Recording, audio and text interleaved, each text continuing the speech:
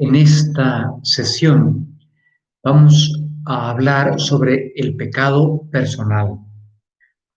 San Agustín ya definía el pecado como una palabra, acto, acción o deseo, se entiende deseo, pensamiento con sentido, contrario a la ley de Dios. Una descripción muy práctica.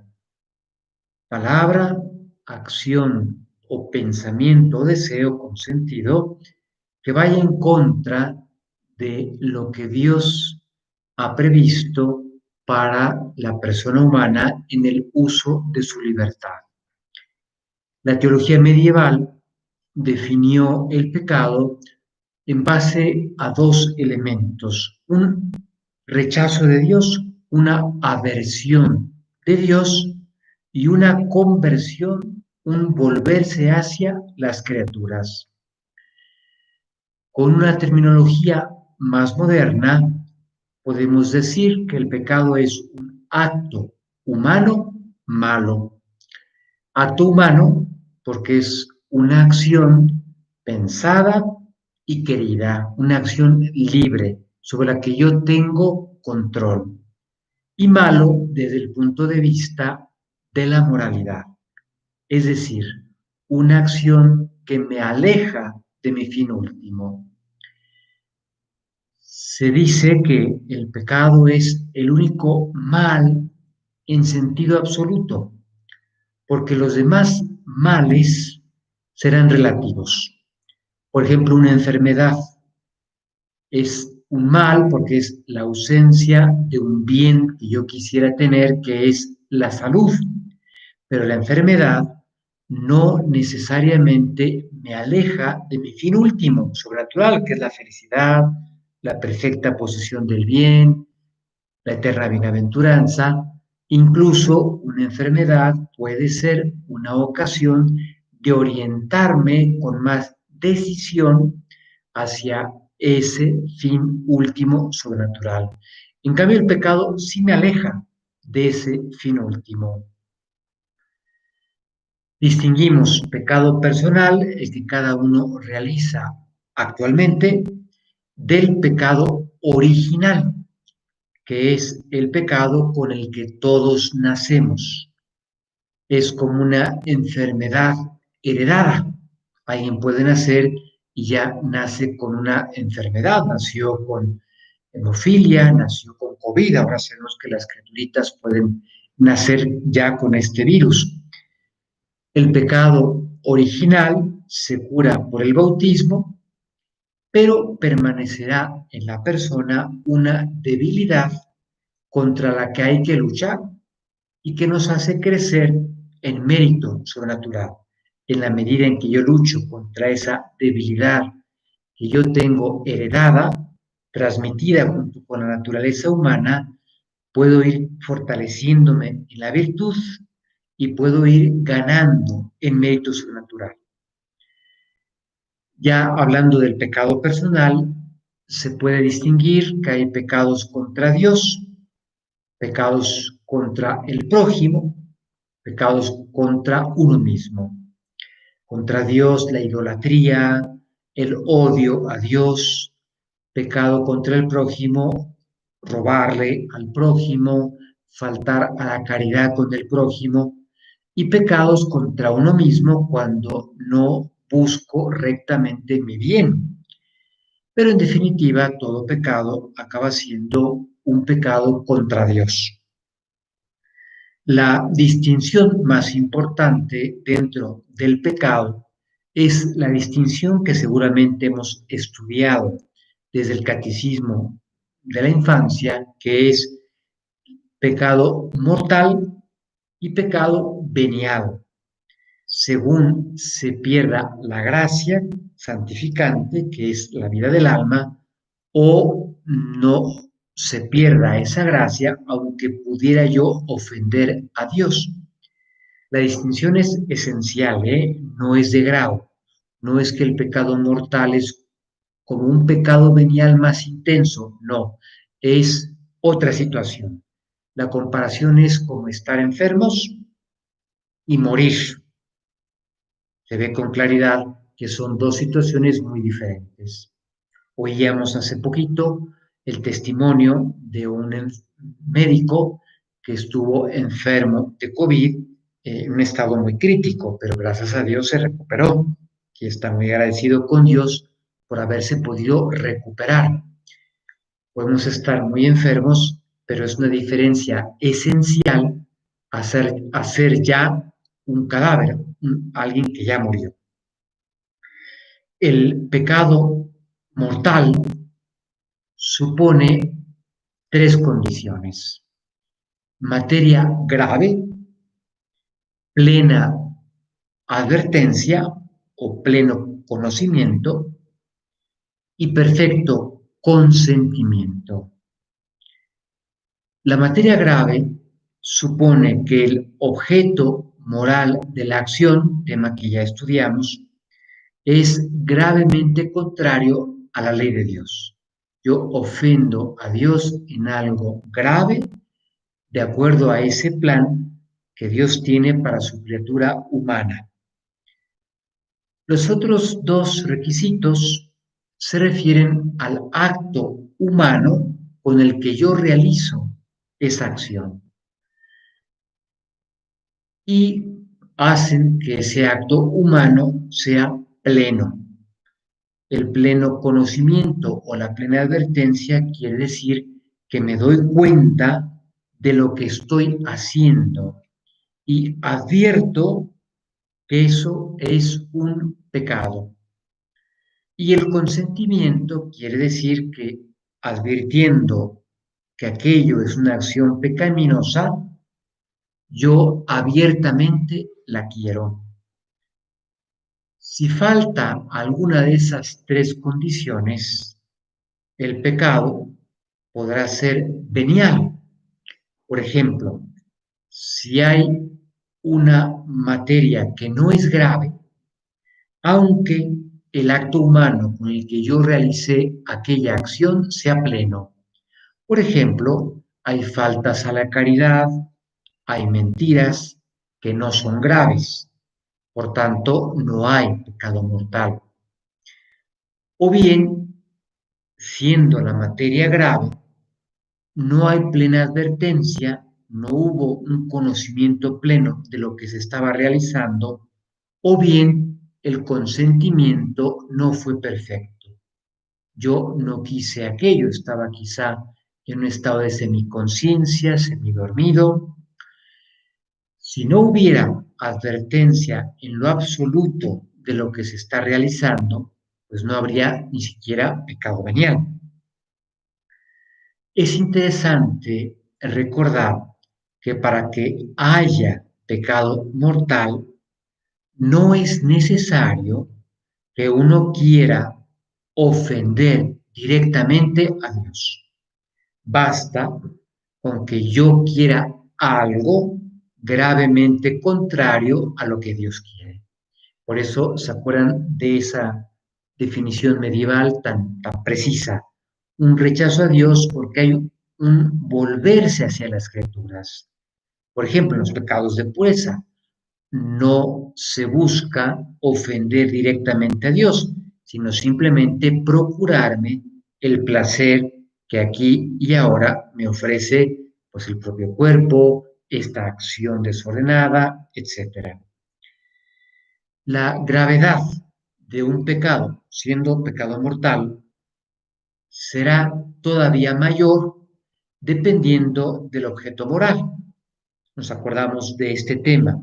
Hay objetos morales más graves unos que otros. Por ejemplo, matar, privar de la vida a alguien es más grave que robarle, que quitarle sus bienes, sus cosas. La gravedad aumentará dependiendo de las circunstancias. También ya lo estudiamos. Un pecado que se realiza en un lugar sagrado, en una iglesia, aumenta la gravedad. Un robo que se le realiza a una persona en estado de grave necesidad aumenta la gravedad del robo. O bien por la voluntariedad del acto, es decir, ¿Qué tan intensamente quiero yo esa acción? ¿Cuáles son los efectos del pecado mortal, sus consecuencias? Como su nombre lo indica, implica la muerte del alma porque se pierde la gracia santificante, el estado de gracia. Si no hay arrepentimiento y por tanto Dios me perdona, yo me autoexcluiría de la compañía con Dios en el cielo. No podría yo entrar al cielo estando en este estado de rechazo de Dios que supone el pecado grave. Permaneciendo sin el estado de gracia, no sería lícito acercarme a recibir la comunión sacramental. Sería un sacrilegio. Estaría yo maltratando gravemente ese regalo maravilloso que es el sacramento de la comunión. Mi pecado, aunque sea personal, afecta a toda la iglesia. Acordémonos que la iglesia es un organismo vivo, es un cuerpo, el cuerpo místico de Cristo. Y de manera análoga a lo que sucede en nuestro cuerpo, por poner por caso, si hay un miembro, una parte del cuerpo que no está sana, se va a notar en el resto, en todo el conjunto. Yo puedo tener una infección allá en el dedo pequeño del pie y lo voy a notar. Esa infección se nota en la salud de todo el conjunto. Se pierden los méritos que tengamos adquiridos hasta ese momento. Hemos mencionado que las buenas acciones que se realizan en estado de gracia, además de tener una bondad natural, me hacen merecedor de la eterna bienaventuranza, del premio del cielo, etc. Todo ese mérito se pierde con el pecado mortal y dejo de poder merecer sobrenaturalmente, porque la primera condición para merecer sobrenaturalmente es estar en gracia. Si estoy desconectado de la corriente de la vida sobrenatural, no puedo esperar un mérito sobrenatural. Mis acciones se quedan en un plano humano y serán acciones simplemente buenas desde el punto de vista humano, pero no supondrán un mérito sobrenatural. Disminuye el deseo natural del bien, habiendo incurrido en un pecado mortal que me hace perder la amistad con Dios, disminuye el deseo natural de hacer cosas buenas, de cultivar virtudes, y las pasiones se me desordenan y por lo tanto se facilita seguir cometiendo pecados. Por eso es tan importante recuperar cuanto antes el estado de gracia, porque si no, no solamente rompo mi conexión con Dios ahora, sino que me predispongo a seguir cometiendo pecados y ofendiendo a Dios. Y no da lo mismo haber cometido un pecado grave que dos, que cinco, que 10, porque me va afectando mi capacidad de querer volver a estar en amistad con Dios. El ejemplo es muy claro cuando lo comparamos con la salud física. Hay heridas que, bueno, me hice la herida, pues muy bien, la lavo y más adelante irá sanando.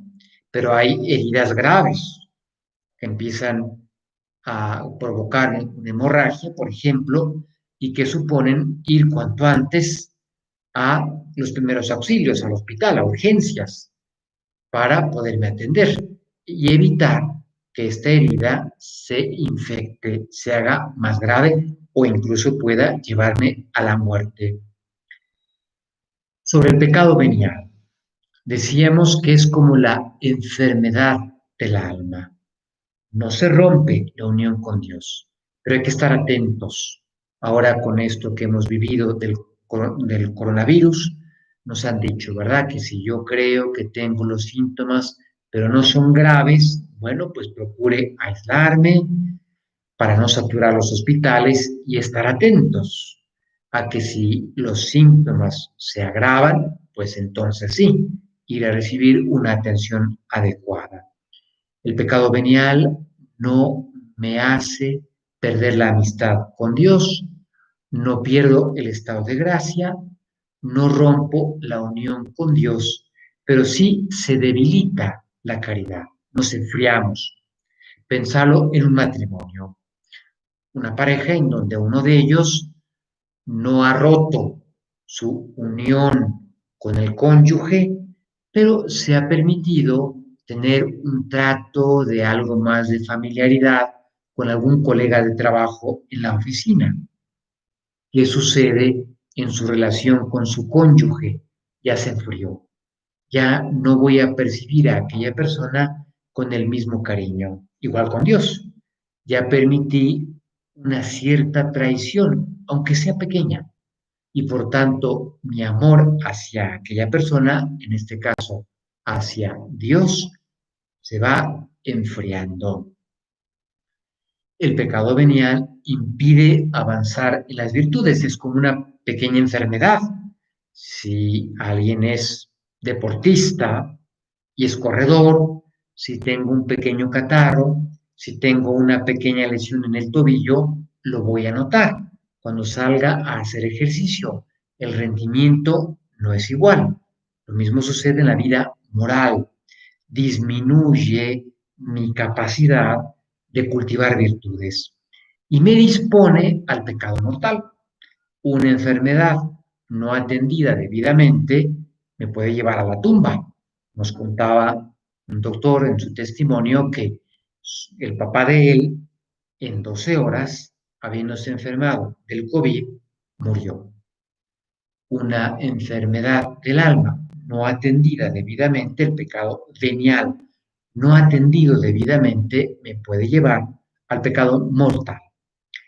El pecado venial se perdona en la confesión, pero también se perdona con el acto de contrición, cuando de corazón le pedimos perdón al Señor, cuando hacemos penitencia, ofrezco pequeños sacrificios para pedirle al Señor perdón de mis pecados, eso limpia, eso purifica del pecado venial.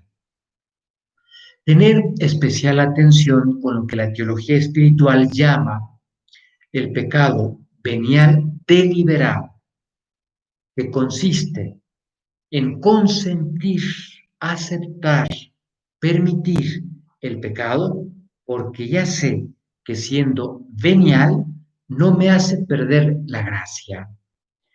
Es como un matrimonio en donde se van consintiendo pequeñas traiciones.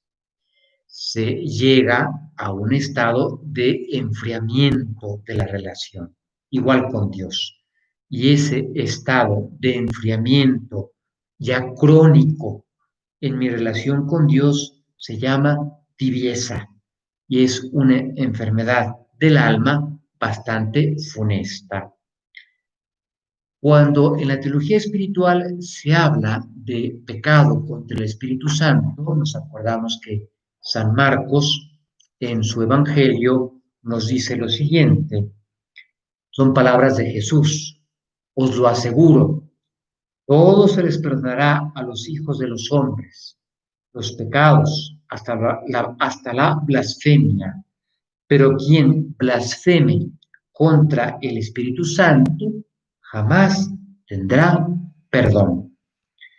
¿Qué es este pecado contra el Espíritu Santo que implica no poder recibir el perdón?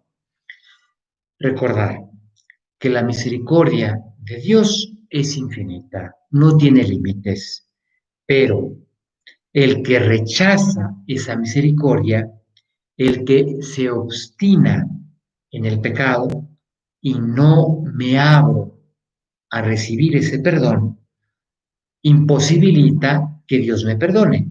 No porque la capacidad de perdón de Dios sea limitada, sino porque yo me cierro a esa posibilidad. Pecados contra el Espíritu Santo supone esta actitud de endurecimiento en el pecado, en base a la cual yo rechazo poder recibir esa misericordia de Dios que sería infinita.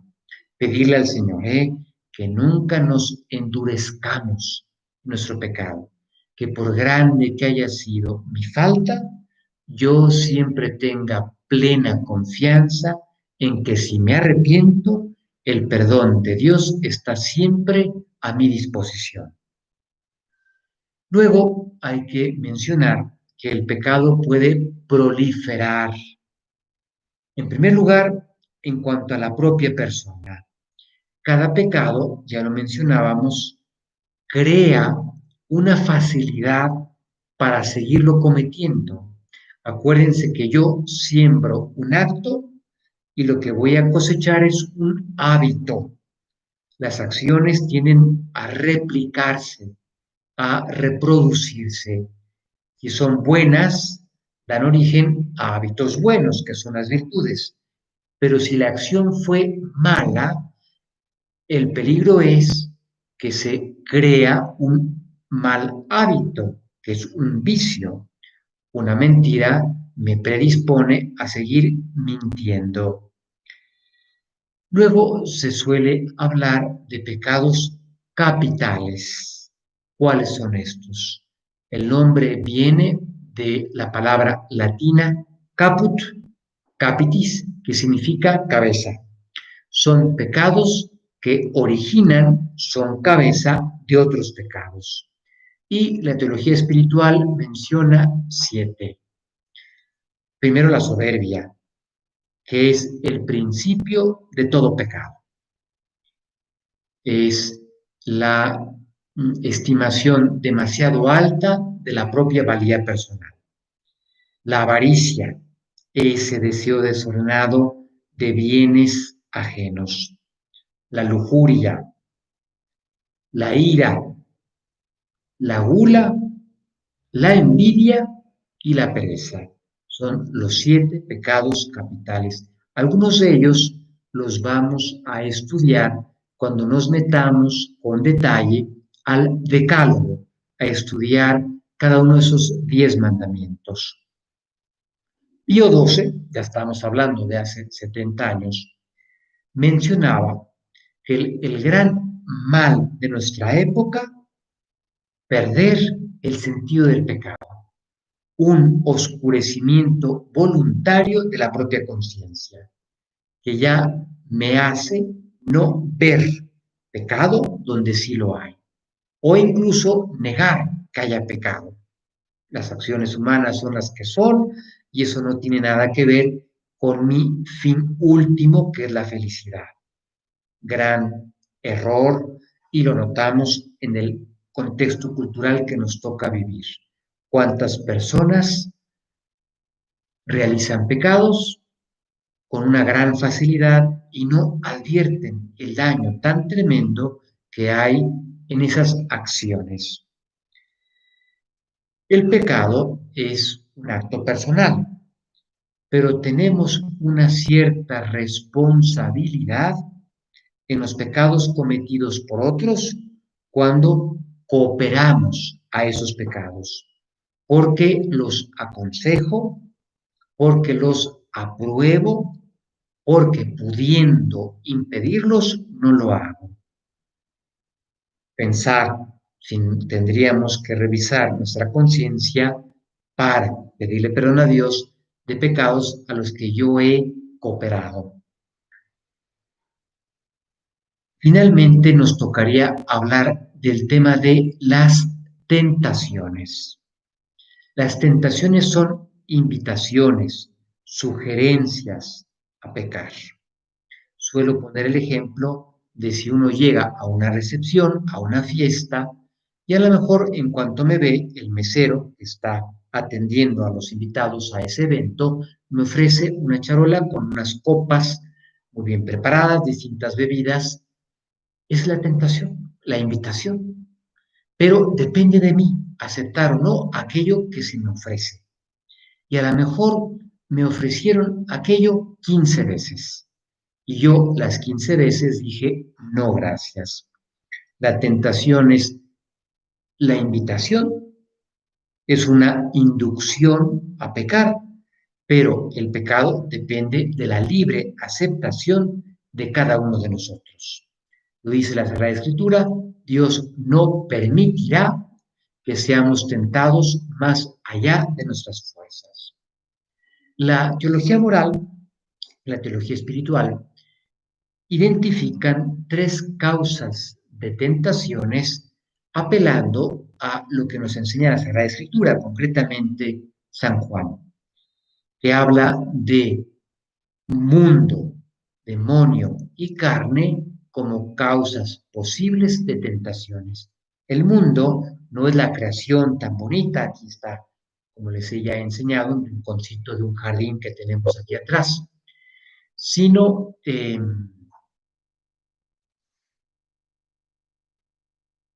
sino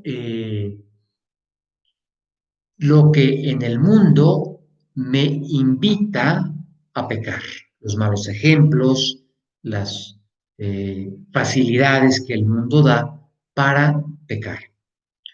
Luego el demonio, que no se toma vacaciones, que está activísimo y que nos induce a pecar. Finalmente depende de cada uno, pero él propone, sugiere cosas. Y la carne, entendiendo por carne, ese desorden que llevamos con nosotros, fruto del pecado original. Esas pasiones a veces se nos desordenan y hay que estar atentos a luchar por meter orden dentro de nosotros. Las tentaciones hay que combatirlas. ¿Cómo luchamos contra las tentaciones? Siendo muy sinceros en la confesión, en el acompañamiento espiritual. Suelen decir los grandes maestros, tentación dicha, comentada en la sede adecuada, es tentación que ya está la mitad ya vencida. Y luego mucha valentía para identificar qué cosas son para mí invitaciones al pecado para huir de esa situación. Lo estamos viviendo ahora en esta situación de contingencia sanitaria, todo el tipo de cuidado que estamos poniendo para evitar contagiarnos, sana distancia, el cubreboca o la mascarilla, lavarse con frecuencia las manos. Ojalá, ojalá que eso nos sirviera para aprender que hemos de poner medidas parecidas para cuidar la salud del alma, alejarme de todo aquello que me pueda facilitar caer en el pecado. Por tanto, hemos repasado los temas principales del pecado. Aversión a Dios, porque me adhiero a lo que me ofrecen las criaturas. El pecado, la distinción principal, pecado mortal, pecado venial. Se distinguen entre sí como la muerte, el pecado mortal, la enfermedad, el pecado venial. Para que haya pecado mortal, tiene que haber materia grave y yo darme cuenta, plena advertencia y quererlo. Si falla alguna de esas condiciones, hablaremos de pecado venial, si fuera el caso de pecado venial. Quizá ni siquiera eso, cuando no hay en lo absoluto advertencia. Y distinguir claramente entre las tentaciones, esas invitaciones que vamos a recibir continuamente al mal, pero que las podemos rechazar con la gracia de Dios, y el pecado que se da cuando hay una plena aceptación de aquella invitación.